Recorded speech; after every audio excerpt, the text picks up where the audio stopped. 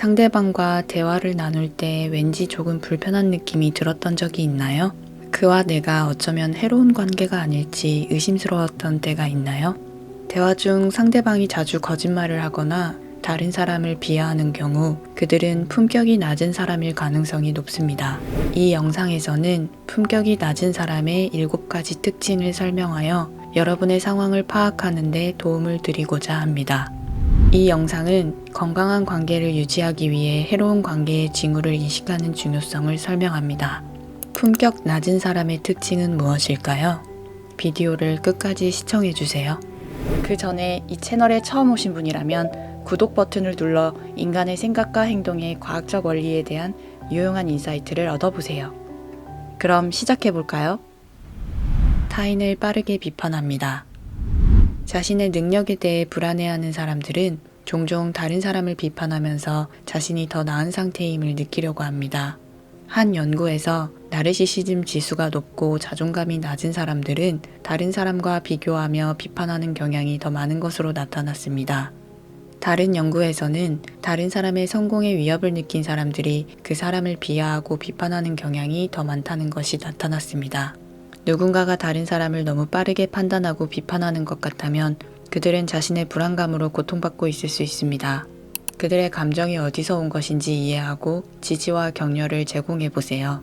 또한 부정적인 비판에 계속 노출되지 않도록 경계를 설정하는 것이 중요합니다. 어떤 행동의 근본적인 이유를 이해하면 더 많은 공감과 연민을 가질 수 있을 것입니다. 다른 사람을 이용합니다. 다른 사람들을 이용하는 사람들은 일반적으로 공감 능력이 부족하고 다른 사람들의 감정에 관심이 없습니다. 이들은 자신의 이익을 위해 다른 사람들을 이용하며 목적을 달성하려고 합니다. 자신이 천하무적이라고 느끼는 사람들은 다른 사람들을 지속적으로 비판하는 경향이 있습니다. 이러한 비판은 다른 사람들에게 상처를 줄 수 있으며 관계를 손상시킬 수 있습니다. 만약 누군가가 당신을 이용하고 있다고 의심된다면 경계를 설정하고 자신을 보호하는 것이 중요합니다. 그들의 행동에 감정적으로 과도하게 투자하지 마세요. 지속적으로 당신이나 다른 사람들에게 해를 끼친다면 그들과 거리를 두고 신뢰할 수 있는 친구나 전문가로부터 지원을 받는 것이 최선일 수 있습니다. 거짓말을 자주 합니다. 거짓말을 하는 사람들은 종종 자신의 실수나 결점을 숨기려고 합니다. 그들은 자신의 이미지를 유지하거나 다른 사람들의 비판을 피하려고 거짓말을 할 수 있습니다. 예를 들어 상대는 자신의 행동이나 의도에 대해 거짓말을 하면서 파트너를 조종하려고 할 수 있습니다. 또한 정보를 숨기거나 자신의 거짓된 이미지를 제시함으로써 파트너를 속일 수 있습니다. 사람들은 성공적이거나 우월한 사람으로 인식한 사람들의 행동을 모방하기 쉽습니다. 문제는 이 모방이 지나치면 거짓말의 연속으로 이어질 수 있다는 것입니다. 상대방이 자주 거짓말을 한다면 그들과의 관계를 재평가할 시간일지도 모릅니다. 타인에게 쉽게 요구합니다. 품격이 낮은 사람들은 자신이 원하는 것을 타인에게 쉽게 요구합니다. 이러한 행동은 타인에 대한 공감 능력이 부족하고 자신의 엄청난 욕구로 스스로를 둘러싸는 것과 관련이 있습니다. 자신의 욕구를 둘러싸는 경향이 있는 나르시스트 성향의 사람들은 다른 사람들이 자신들에게 따르도록 기대하는 경향이 있습니다. 또한 그들은 무적감과 우월감을 느끼게 되어 특별한 대우를 받을 자격이 있다고 믿습니다. 이러한 행동을 인식하는 것은 품격 낮은 사람을 식별하고 해로운 관계를 피하는 데 중요합니다. 어떠한 관계에서도 자신의 욕구와 감정이 존중된다는 것을 보장하기 위해서는 명확하게 대화를 나누고 경계를 설정하는 것이 중요합니다. 자신의 필요성만을 생각합니다. 상대방의 필요성을 고려하지 않고 자신의 필요성을 우선시하는 경우 그들은 품격이 낮은 사람일 가능성이 높습니다. 사람들은 자신의 롤모델을 본따서 모방하는 경향이 있습니다. 만약 엄격하고 자신의 필요만 부각하는 부모와 함께 자랐다면 그들은 자신의 관계에서도 그러한 행동을 모방할 수 있습니다. 상대가 자신의 필요만 생각하고 당신을 고려하지 않는다는 의심이 든다면 그들과 소통하여 여러분의 우려를 표현하는 것이 중요합니다.